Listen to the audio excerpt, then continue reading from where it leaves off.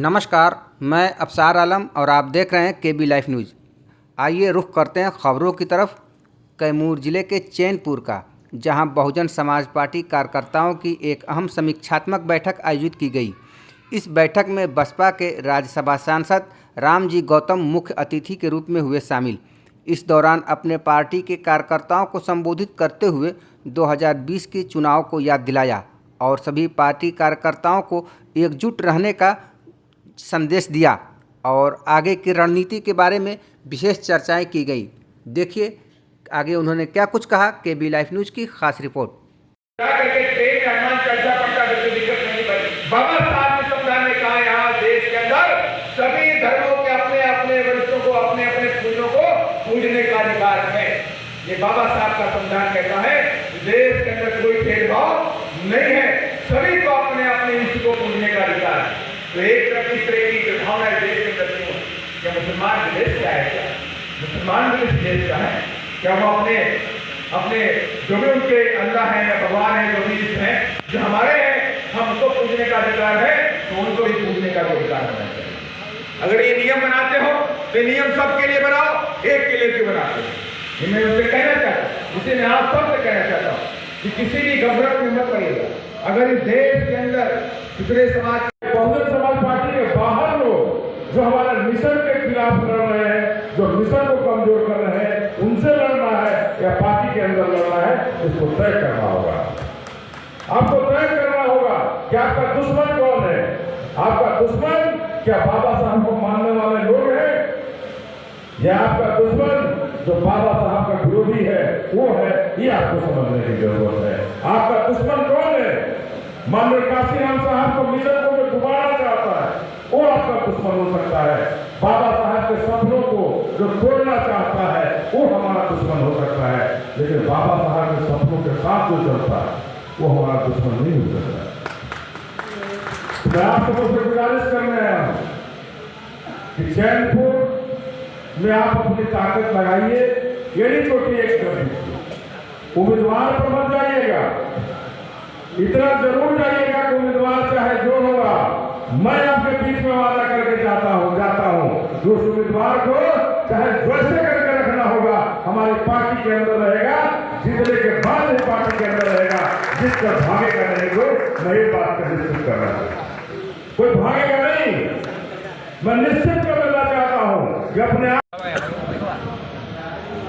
Sir, जैसा कि अभी कई दिनों से सेक्टर से लेकर के प्रखंड तथा विधानसभा स्तरीय समीक्षा बैठक हो रहा है, इसके पीछे के सर क्या रीजन हो सकते हैं? इतना जोर जबरदस्त जो बहुजन समाज में कैंपिंग करके पूरे प्रभारी लगे हुए हैं केवल मजबूत देने में पार्टी को।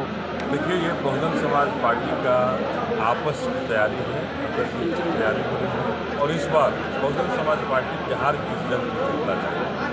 पिछला बार चैनपुर हमने जीता था और इस बार बिहार के इस पूरे जंग को जीतना है। केवल चैनपुर में ही तैयारी नहीं होती, प्रदेश के कोने कोने में हर विधानसभा में हम तैयारी कर रहे हैं। और ये तैयारी इस बार बता रहा है कि हम बहुजन मूवमेंट की तैयारी कर रहे हैं। और जो बिहार में जो डबल इंजन की जो सरकार है फेल हो चुकी है। नीतीश कुमार जी किसी भी दृष्टिकोण से शोषित दलित वंचितों के लिए कोई नहीं, पिछड़े के लिए कोई काम नहीं कर रहा।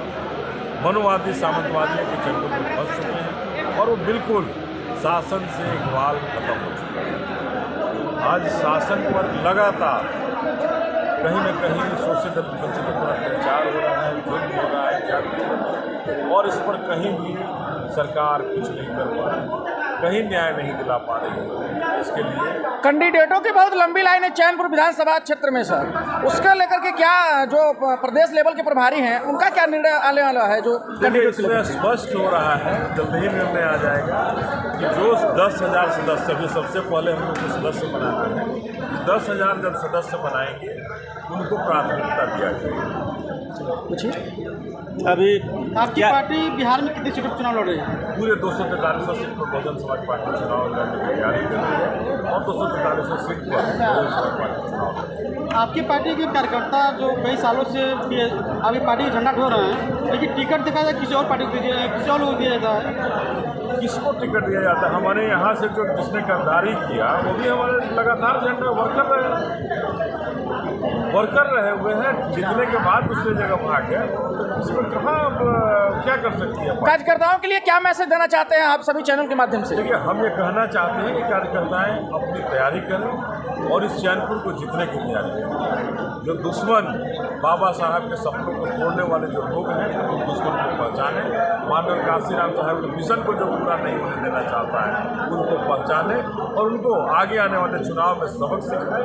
और ये बता दे, बहुजन समाज पार्टी ही एक इकलौती पार्टी है जो बाबा साहब के संविधान को बचाना चाहती है और दलित शोषित वंचित का उत्थान चाहती है। अभी तो बाबा साहब के संविधान को लेकर कांग्रेस भी डंका पीट रही थी कि हम संविधान बचाएंगे, लेकिन अभी जगरिया में बाबा साहब की प्रतिमा तोड़ी गई, जिसमें कोई भी पार्टी सामने आकर के अपना भागीदारी नहीं भाई साहब। संविधान अगर बचाना चाहती है तो 60 साल लगभग सरकार उसकी रही है।